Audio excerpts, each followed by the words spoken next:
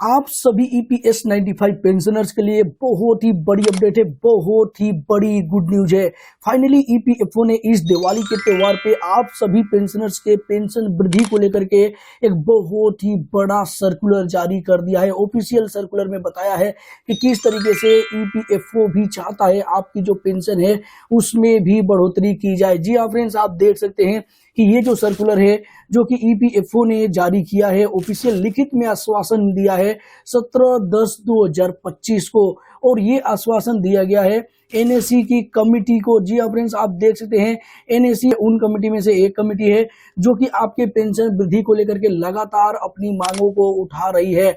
अब देखिए यहाँ पे ये जो सर्कुलर है ये ईपीएफओ ने जारी किया है, एम्प्लॉइज प्रोविडेंट फंड ऑर्गेनाइजेशन के द्वारा जारी किया गया है, यानी कि ये ऑफिशियल सर्कुलर है। अब इस सर्कुलर में ही आपके पेंशन बढ़ोतरी को लेकर के बातें की गई हैं। इसमें आप देख सकते हैं जो डिमांड्स हैं ईपीएस 95 पेंशनर्स की, इनके बारे में बात करी गई है। और यहाँ पे आप देख सकते हैं कि टोटल 7 पॉइंट में बात किया गया है। इन सातों ही पॉइंट में क्या कुछ बताया गया है आपके लिए, आप सभी पेंशनर्स के लिए आज की इस नई वीडियो में जानेंगे। और आपकी जो पेंशन है वो बढ़ सकती है या नहीं बढ़ सकती है, इसके बारे में ईपीएफओ क्या कर रहा है, क्या कुछ कदम उठाया है, वो भी हम इसी वीडियो में जानने वाले हैं, जिससे कि आपको भी कंफर्म हो पाएगा कि अब आपकी डेफिनेटली पेंशन बढ़ने वाली है। तो ये सातों पॉइंट्स के बारे में पहले हम समझ लेते हैं, उसके बाद से ईपीएफओ क्या कर रहा है आपकी पेंशन वृद्धि को लेकर के वो भी हम समझेंगे। और यहाँ पे आप देख सकते हैं कि शुभम अग्रवाल जी का यहाँ पे साइन भी हो चुका है, जो कि रीजनल पीएफ कमिश्नर है, आप देख सकते हैं। अब देखिए फटाफट हम जान लेते हैं, ये पूरा सर्कुलर इंग्लिश में है, मैं आपको हिंदी में इसे बताने का प्रयास करूंगा कि इसमें ईपीएफओ ने क्या कुछ जारी किया है। अब देखिए फ्रेंड्स, यहाँ पे जो पहला पॉइंट है, पहले पॉइंट में बताया गया है कि यह पत्र 20 सितंबर 2025 के संदर्भ में जारी किया गया है। और यहाँ पे दूसरे पैराग्राफ में आप देख सकते हैं कि यहाँ पे बताया गया है कि 13 अक्टूबर 2025 को जब ईपीएफओ की सीबीटी की सेंट्रल बोर्ड ऑफ ट्रस्टी की 238वीं बैठक हो रही थी, उसी दौरान ईपीएस 95 एनएसी के ने दिल्ली स्थित ईपीएफओ मुख्यालय के बाहर शांतिपूर्ण तरीके से न्यूनतम पेंशन की मांग उठाई। और यहाँ पे आप देख सकते हैं कि जो तीसरा पॉइंट बताया गया है यहाँ पे, ये बहुत ही ज्यादा महत्वपूर्ण है। देखिए यहाँ पे ये टर्निंग पॉइंट बन जाता है। यहाँ बताया जा रहा है कि honourable labour and employment minister की पहल यहाँ पे बताई गई है। बैठक की अध्यक्षता करने आए मंत्री ने पेंशनर्स के प्रतिनिधियों को तुरंत मीटिंग के लिए बुलाया। जी हाँ फ्रेंड्स, यहाँ पे आप देख सकते हैं। और यहाँ पे बाकी चौथे एक एक पॉइंट करके बताया गया है कि क्या क्या कुछ यहाँ पे हुआ है। और चौथे पॉइंट में यहाँ पे आप देख सकते हैं कि बताया गया है, मीटिंग में उपस्थित अधिकारी ईपीएस 95 कमेटी के प्रतिनिधि कमांडर अशोक राउत और श्री वीरेंद्र सिंह ने शोभा करंडलाजे, सचिव सीपीएफसी और पेंशन विभाग के अधिकारियों से मुलाकात की। जी हाँ फ्रेंड्स, इसके बाद से आप देख सकते हैं कि जो पांचवा पॉइंट है, पांचवें पॉइंट में यहाँ पे बताया गया है कि मंत्री का जो रुख था वो यहाँ पे बताया गया है। मंत्री ने पेंशनर्स के शांतिपूर्ण रवैये और ईमानदार प्रयासों की सराहना की और उनके मुद्दों को गंभीरता से लेने का आश्वासन दिया। जी हाँ फ्रेंड्स, ये जो आश्वासन जारी किया गया है ईपीएफओ के द्वारा, ये आश्वासन लेटर जारी किया गया है, ये अहम भूमिका निभाता है।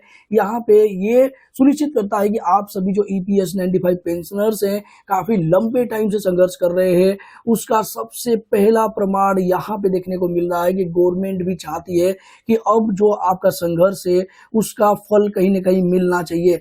अब यहाँ पे आप देख सकते हैं कि जो 6वां पॉइंट है, 6 नंबर पॉइंट, ये काफी थोड़ा बड़ा है, लेकिन मैं आपको यहाँ पे बता देता हूँ जो 6वां पॉइंट है इसमें क्या कुछ आश्वासन दिया गया है। इसमें जो मुख्य आश्वासन है, न्यूनतम पेंशन बढ़ाने की मांग पर सरकार गंभीरता से विचार कर रही है। ईपीएस पेंशनर्स के हित में सर्वोत्तम समाधान खोजा जा रहा है। सुप्रीम कोर्ट के आदेश के अनुसार उच्च पेंशन के मामलों में मिशन मोड में निपटाया जा रहा है। और इसके बाद से सरकार सामाजिक सुरक्षा को सार्वभौमिक बनाने के लिए नई योजनाएं ला रही है, जिसमें पेंशन और मेडिकल बेनिफिट शामिल होंगे। जी हाँ फ्रेंड्स, कहीं ना कहीं यहाँ पे गवर्नमेंट भी एक्सेप्ट कर रही है कि जो पेंशनर्स है उनके लिए हम काम कर रहे हैं और काफी तेज गति से काम कर रहे हैं। अब देखिए यहाँ पे पेंशन से के साथ साथ मेडिकल पे भी जो गवर्नमेंट है वो काम कर रही है। 7वां पॉइंट में भी यहाँ पे लास्ट में बताया गया है कि जो 7वां पॉइंट है, अंतिम यहाँ पे बताया गया है कि प्रतिनिधियों ने मंत्री को धन्यवाद दिया और सकारात्मक परिणाम की उम्मीद जताई। अभी देखिए फ्रेंड्स, यहाँ पे आप देख सकते हैं कि शुभम अग्रवाल जी के सिग्नेचर भी आप देख सकते हैं, जो कि रीजनल पीएफ कमिश्नर है। अब हालांकि यहाँ पे आप देख सकते हैं कि ये जो सर्कुलर जारी किया गया है, इसमें एक चीज की कमी है कि यहाँ पे गवर्नमेंट ने ये नहीं बताया है कि आपका जो पेंशन पे हम काम कर रहे हैं, बहुत ही तेज गति से काम कर रहे हैं और आपकी जो पेंशन है 6 महीने या साल भर या 5 साल बाद हम बढ़ा देंगे। यहाँ पे कोई डेट नहीं दी गई है, लेकिन कहीं ना कहीं पेंशनर्स के लिए ये जो सर्कुलर है ये काफी मायने रखता है, क्योंकि यहाँ पे कहीं ना कहीं लिखित में ईपीएफओ के द्वारा ये जारी किया गया है कि हाँ, हम आपकी जो मांग है उस पर हम विचार कर रहे हैं।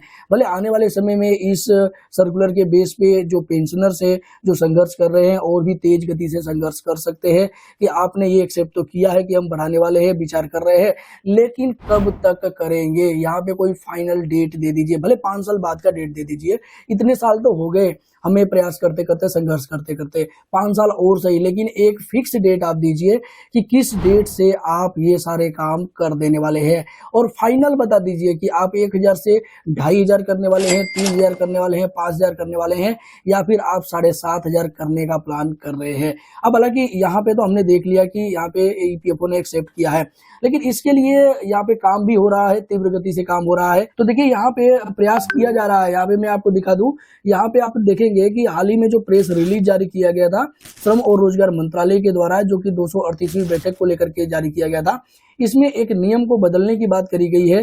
जो कि ईपीएफ मेंबर हैं, जो कि करेंट में अपना पैसा कटवा रहे हैं, ईपीएस 95 पेंशन में जमा कर रहे हैं, तो देखिए यहाँ पे पेंशन में जो अवधि है 2 महीने को बढ़ा करके 36 महीने करने की बात करी गई है। यानी कि यहाँ पे पैसे इकट्ठा करने का जो काम है वो करना स्टार्ट कर दिया गया है। अब यहाँ से पैसे कैसे इकट्ठा होने वाला है, देखिए यहाँ पे पहले तो पीएफ का जो टाइम लिमिट है, वो अगर कोई भी एम्प्लॉई है, सिंपल भाषा में समझे तो कोई भी एम्प्लॉई है, अगर वो जॉब कर रहा है, बाद में जॉब छूट जाती है, तो 2 महीने के बाद वो पीएफ का पैसा और पेंशन का पैसा सब कुछ निकाल लेता है डेट ऑफ एग्जिट डाल के। लेकिन यहाँ पे बताया जा रहा है कि अब वो ऐसा नहीं कर पाएगा जब हम नियम बना देंगे। तो अगर हम देखिए यहाँ पे पीएफ का तो 12 महीने कर दिया तो कोई बात नहीं है, इसका पीएफ के पैसे पे तो आपको ब्याज मिलता है ना, तो ब्याज तो देना पड़ेगा। लेकिन यहाँ पे कहीं ना कहीं पेंशन को 36 महीने करा गया है। देखिए 36 महीने करा गया है, इसका मतलब ये है कि जो पेंशन का पैसा आपका जमा होता है उस पर तो 1 रुपया भी ब्याज गवर्नमेंट आपको देती नहीं है। तो ये जो ब्याज का पैसा है कहीं ना कहीं एडजस्टमेंट किया जा सकता है ईपीएस 95 पेंशनर्स के पेंशन वृद्धि को लेकर के। तो अभी फिलहाल में कुछ कहा नहीं जा सकता है। जो ऑफिशियल सर्कुलर आएगा कि ईपीएफओ ये 2 महीने को बढ़ा करके 36 महीने किस रीजन से कर रही है, इसके लिए क्या कुछ फायदा देने वाली है, ये जो भी ईपीएस 95 पेंशनर्स हैं या फिर जो जिनका भी ये पीएफ जमा होता है, जो पेंशन जमा होता है इन एम्प्लॉइज को, तो ही कंप्लीट हो पाएगा। लेकिन कहीं ना कहीं यहाँ पे संकेत तो मिल रहे हैं कि अब यहाँ पे 36 महीने का आपको ब्याज नहीं मिलेगा। मान लीजिए कि 1 लाख रुपया किसी के पेंशन में जमा है और 1 लाख 3 साल के लिए आपको कोई भी ब्याज नहीं मिल रहा है, तो इसको कहीं ना कहीं ईपीएफओ कहीं इन्वेस्ट करके और उससे अब पैसे बना सकता है। और इस पैसे को कुछ पैसे को तो जरूर यूज करेगा ईपीएस 95 पेंशनर्स के लिए, बाकी का पैसा भले ही अपने सिस्टम डेवलपमेंट में लगा सकता है। तो अभी ये जो सर्कुलर जारी हुआ है, सर्कुलर कहीं ना कहीं एक बहुत ही बड़ी खुशी लेकर के आ रहा है सभी ईपीएस 95 पेंशनर्स के लिए, उन पेंशनर्स के लिए जो काफी लंबे टाइम से संघर्ष कर रहे हैं। बाकी आपकी क्या राय है इसके ऊपर नीचे कमेंट बॉक्स में कमेंट करके बता सकते हैं। और इस सर्कुलर का जो लिंक है वो मैंने अपने व्हाट्सएप ग्रुप में डाल दिया है, वहां से भी आप चेकआउट कर सकते हैं। इसी के साथ मिलते हैं किसी नेक्स्ट इन्फॉर्मेटिव वीडियो में, तब तक के लिए जय हिंद, जय भारत, वंदे मातरम।